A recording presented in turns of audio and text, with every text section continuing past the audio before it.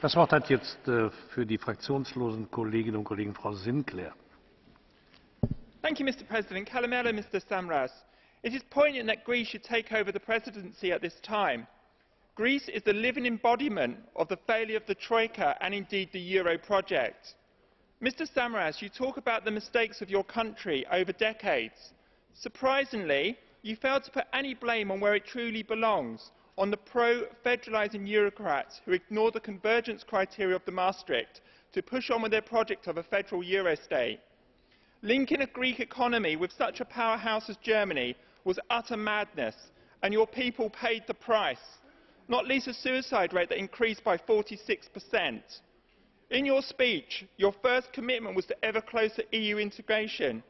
Are you not learning from the lessons of history? Are you not condemned to relive them? You cannot play political make-believe with people's lives.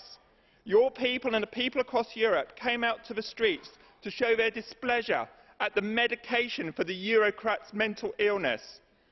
Greece is the birthplace of democracy, and this year the people across Europe will have the chance to put the dagger in the heart of the European Union.